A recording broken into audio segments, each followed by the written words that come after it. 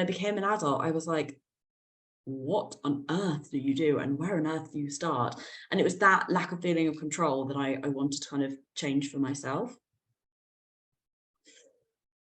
So what in terms is the problem when it comes to imposter syndrome, confidence, the negative emotions of dyslexia, whatever label you want to give it? I think what I wanted to impress is that when you lack confidence, you're often trying to hide the fact that you're dyslexic, you're trying to hide who you are, because what is going on for a lot of us is that if you feel like someone notices something about you, that someone is aware of something about you, then there's like a thread that they could pull, and then they will just realize that there's bigger issues, bigger problems, and there's that feeling of like us being not good enough or a problem that can bubble up. I think the other thing we'll touch on a lot in this session as well is that your entire focus is on what you can't do. You're fighting on your weakest ground. You're so centered on fixing the challenges, focusing on them, figuring them out, that your focus and energy is on like your biggest problem, your biggest challenge, your weakest ground. And I think that's something that can be really dangerous place to be. So I wanted to give a few examples and add a lot of stories into today's session and give a lot of examples.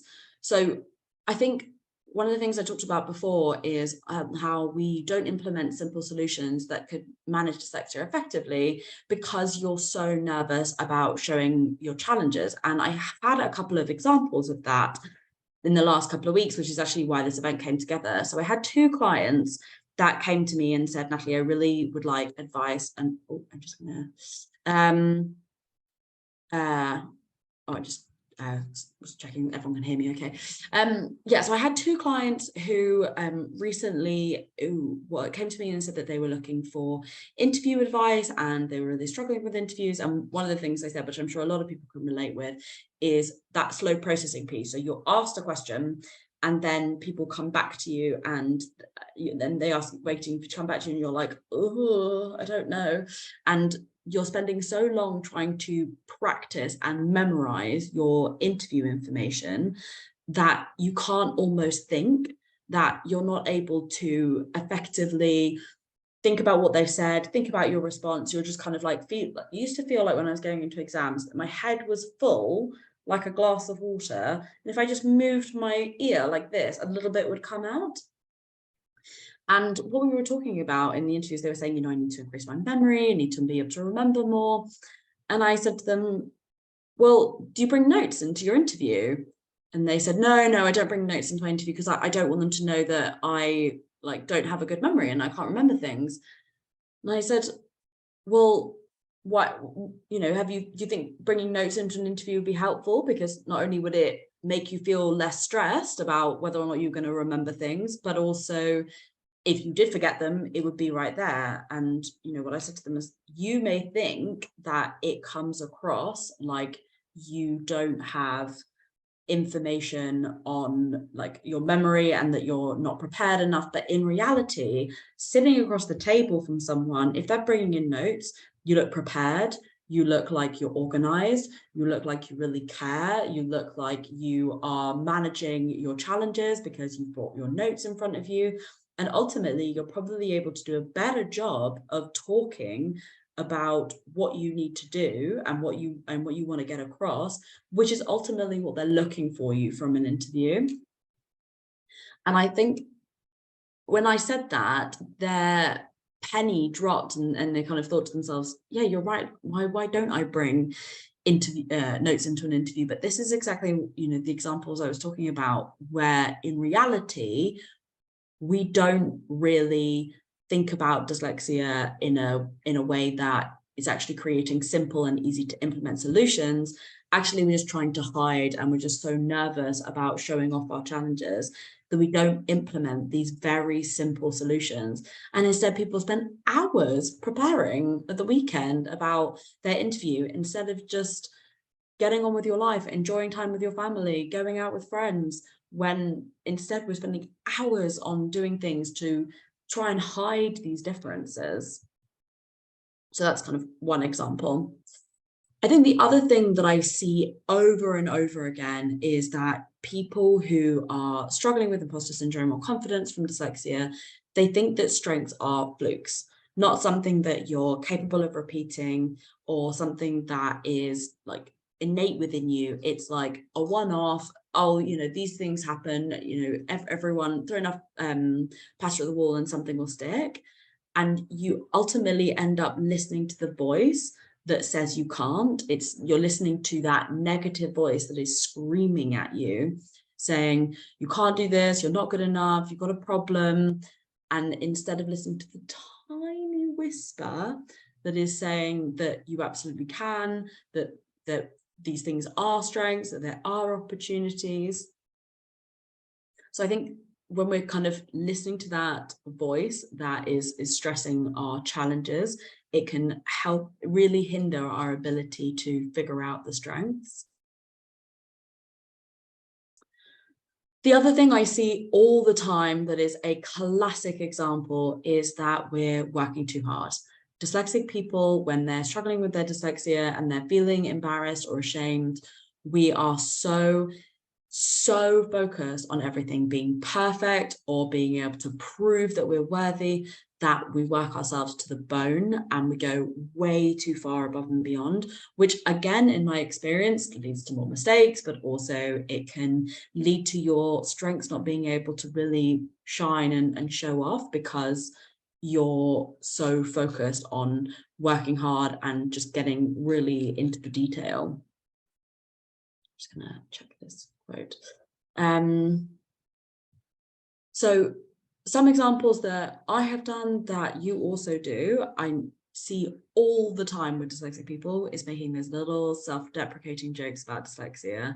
And it's things like, oh, I'm so sorry, my brain is like a sieve, or oh, I'm just such a, the one that my dad uses all the time is like, I'm just such a fuckwit, like I'm just such a nightmare. Or you say things like, I'm just so disorganized, I just can't get myself together. And I think the thing is that when we say these things, they don't seem like that big an issue, they don't seem like that big a problem, but they are absolutely catnip to bullies. If you find yourself in a negative workplace experience and you've had problems in the past, I promise you these kind of things is what ends up happening, that what ends up triggering your ability to be like really brought down by these situations. And again, I say this is something I have done, I have seen hundreds of other people do. The other thing, there's another example of where I see problems all the time or people who are struggling, is if you are getting told by colleagues or people around you, like, apply for that promotion, go on, you should do it. Oh, don't be so hard on yourself. You're so hard on yourself. You're great. Don't worry about it. And this often is the extent to which we get into, that people are having to push us or encourage us or having to point out to us that we are worthy for things, that we are good enough for things, that there is value in the way that we work and the way that we think.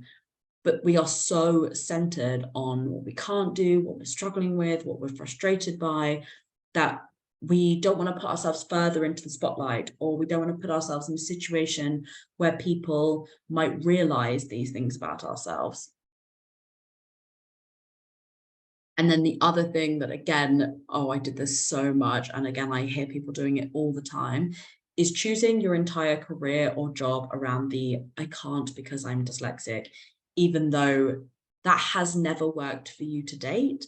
And you kind of go into one job, it goes well-ish, you focus on something that's not going well, or you're having a problem there and things are going really badly, and you say, oh, I can't do that because I'm dyslexic. And so you move into another job, you change careers, and then you hit into another thing you can't do, and another thing you can't do. And then eventually it feels like your world is getting smaller and smaller and smaller, because ultimately what's happening there is you're focusing on what you can't do and not thinking about, okay, well, what can I do? What can I center myself on? What would work well? What is going to make me successful? And where this happens and how this becomes a problem is it takes confidence to end these negative beliefs. to accept that you can't unrun the challenges of dyslexia, and instead you really do have to deal with them head on. There's a podcast interview coming out in, I think, a couple of weeks, where I interviewed a lady, and she is CTO, so Chief Technology Officer of a multi-billion-pound turnover company, like a really large travel company. And we were talking about how she really struggled at school, she really struggled at university, she went into the workplace, she continued really struggling. She just got home one night and she just was like, I can't cry about this anymore. I can't make this any worse than it already can be. So I just need to figure out what I'm good at and what I can do, and actually get that into the conversation instead of just centering on what I can't do. And she said that her career changed overnight from that situation. So it's not just something that I believe and that I say, this is something that is being replicated across the dyslexia community, that this is what we need to be doing. And the reality is it's just incredibly hard to do alone.